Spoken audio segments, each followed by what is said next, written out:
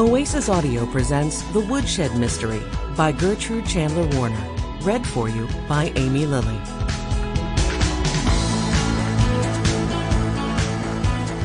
Chapter 1. A Farm for Sale.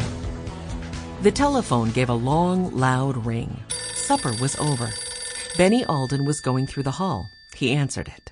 "Telephone, grandfather," shouted Benny. "It's for you. Long distance." Mr. Alden came to the telephone and said, "Hello?"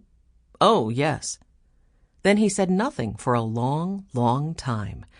Benny and his sister Violet couldn't help listening. At last, Grandfather said, "That's just fine, Jane." "It's Aunt Jane," Violet whispered to Benny. Benny nodded, and a smile spread over his face. "Just wonderful, Jane," said Grandfather again. "Yes, I do." "Yes, I think it is a fine idea." "Yes, Jane. I'll think it over and call you very soon." "No, Jane, I won't be long. Maybe a day or two." "Yes, I know you like to do things fast. You are like Benny." Grandfather winked at Benny. At last, Grandfather said, "Goodbye, Jane. See you soon." "See you soon," said Benny. "Are we going out west to see Aunt Jane again?" "No, she is coming here," said Mr. Alden. "Oh, my," said Benny. "Yes, that's what I say too," said Grandfather. "Oh, my. Now you four children get together and we'll talk this over. Benny, you find Henry." "And I'll get Jessie," said Violet. "She's up in her room." The four Aldens, 2 girls and 2 boys, lived with their grandfather in a big house. Henry was in college. Jessie was a senior in high school, and Violet was just ready for high school too. Benny still went to grade school. In a few minutes, the 4 young Aldens were sitting with Mr. Alden in his den. Grandfather looked around and smiled. "This is the big news," he said, laughing. "Aunt Jane wants to come east to live in New England again. She wants me to buy a farm for her, right away quick." "Quick like a fox," said Benny. "Right," said Grandfather. He laughed again. "Why does she want to move?" asked Jessie. "She has such an exciting place to live on Mystery Ranch." "Well, you see, Jane and I were born in New England on a farm," said Mr. Alden. "We all moved to the West.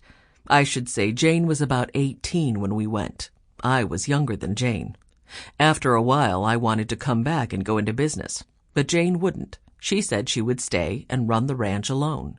"Stubborn," said Benny. "I remember," said Jessie. "That is what made the trouble between you and Aunt Jane."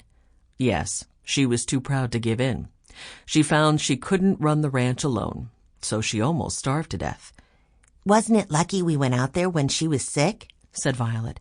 "We found such a lovely aunt." "Well, yes, she is lovely now," said her grandfather, smiling.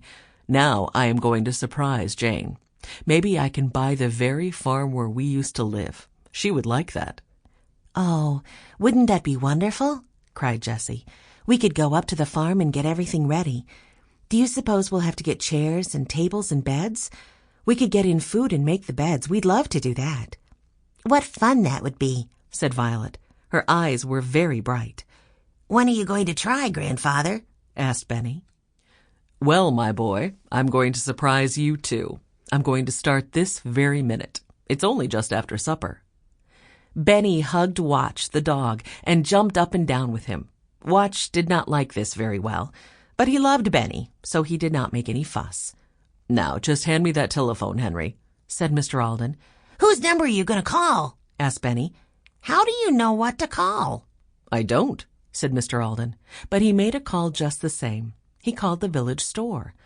"Nobody will be in the store as late as this," said Henry. "Don't be too sure," said Mr. Alden.